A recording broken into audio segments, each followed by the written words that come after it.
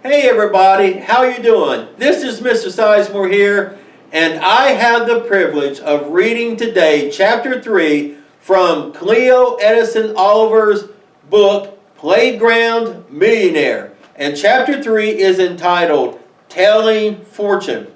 Now Cleo, I love her, and I cannot wait to find out what is in Chapter 3 and what she is up to. So let's get in here and find out what's going on.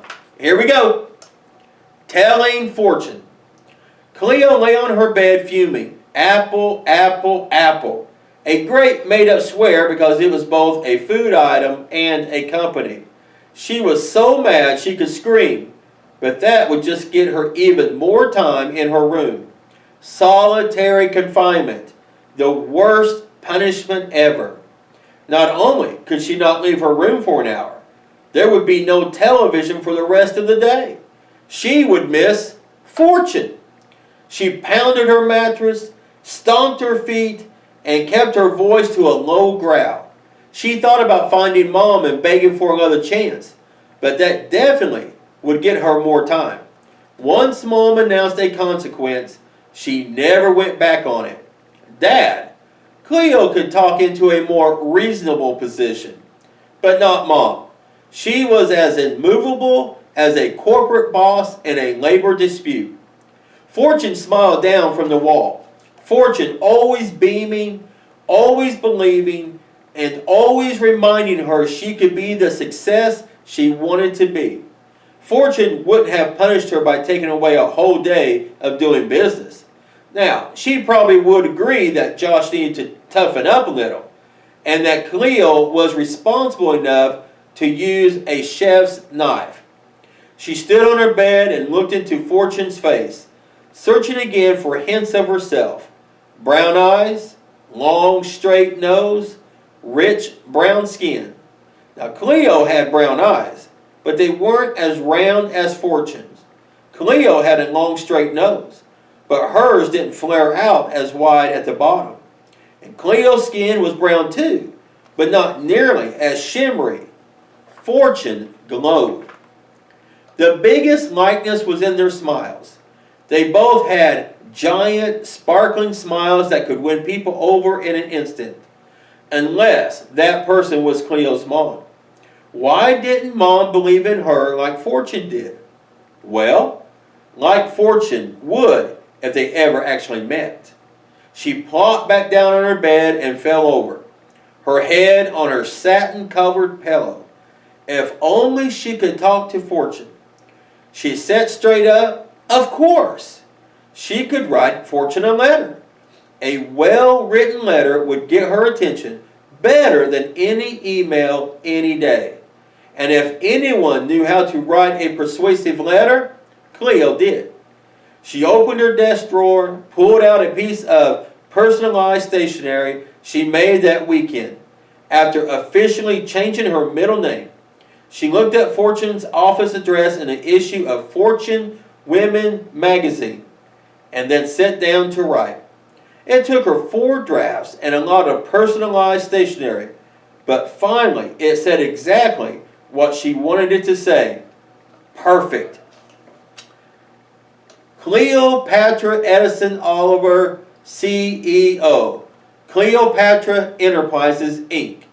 818 Campore Street, Atlanta Heights, California, 91120. Fortune A. Davies, CEO, Fortune Enterprise, Inc.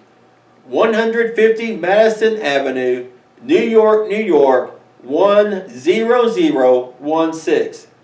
Dear Miss Fortune A. Davies, my name is Cleo.Chapter Edison Oliver. I am in 5th grade. I am most likely your biggest fan in the whole wide world. I have been watching Fortune with my mom since I was 3 years old. Seeing you on TV is actually my very first memory. Can any other fan say that? Miss Davies, you talk about purpose a lot.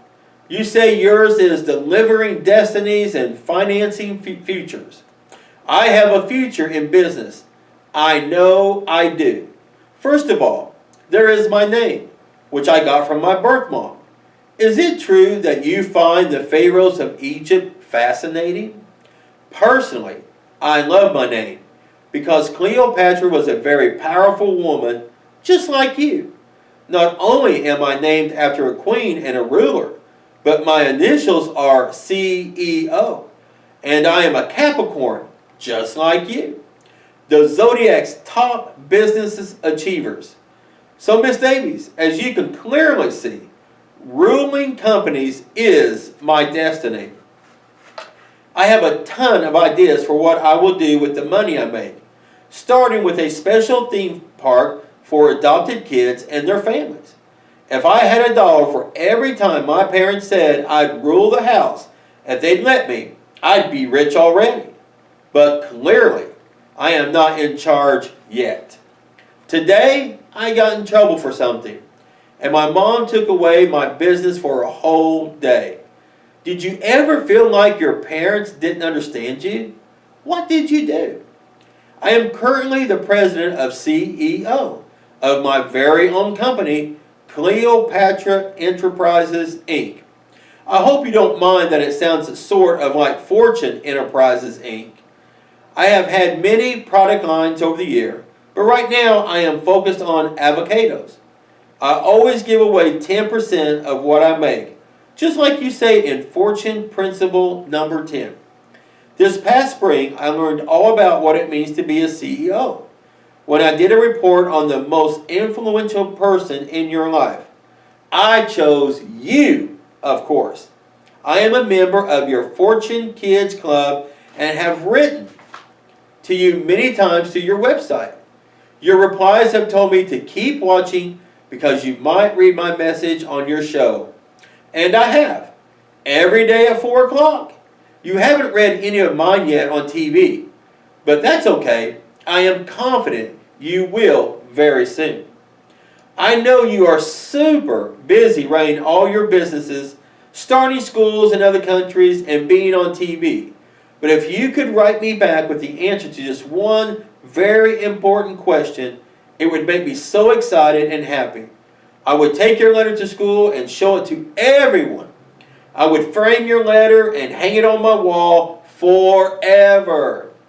And this is my question. What is the most important thing to do when you're my age if you want to be a huge success, like Fortune A. Davies? Miss Davies, if you are ever in Los Angeles, I hope you will stop by Cleo's awesome avocado stand. The best avocados in all of Atlanta Heights. You will get a bag of my best avocados on the house, of course. Your biggest fan. And if I had $1 million, and one day I will, I'd bet on it. Cleo.Chapter Edison Oliver. Cleo Edison Oliver, CEO. The next Fortune A. Davies. P.S. I have memorized all 10 Fortune principles for how to build your business and live the life you want. Thanks for all the great advice. And P.P.S. Please, please write back. She'd come close to adding P.P.P.S. Is there any possible way you had a daughter 10 years and 8 months ago that I would be her?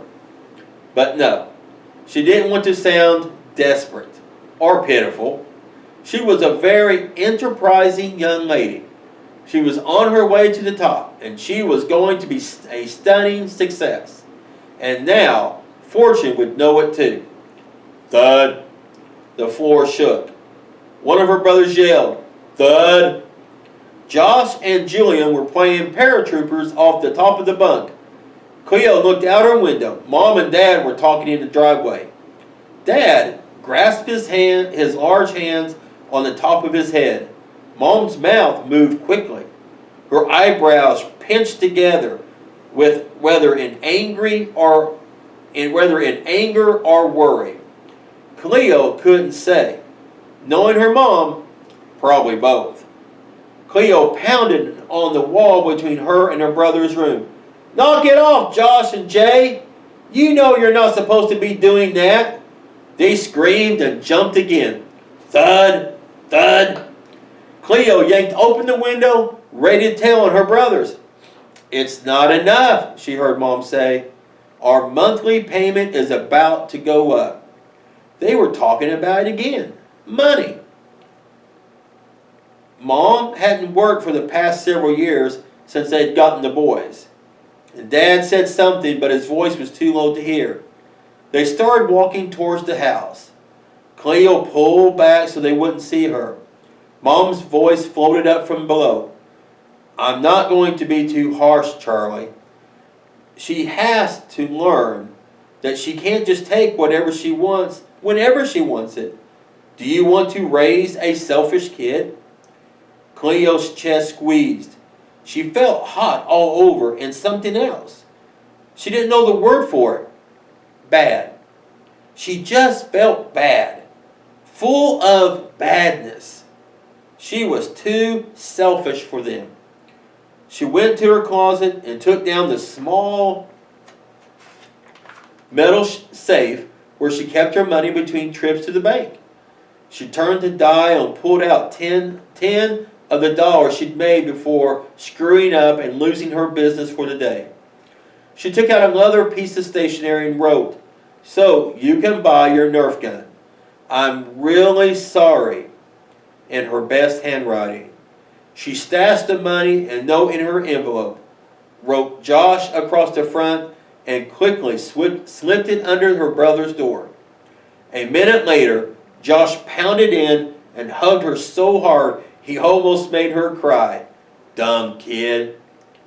That was super nice of Cleo to take her money, that $10, and give it to her brother for that Nerf gun. Hey, I hope you guys enjoyed chapter 3. Can't wait to hear chapter 4. And you guys have a great week. Take care and love you. Bye, guys.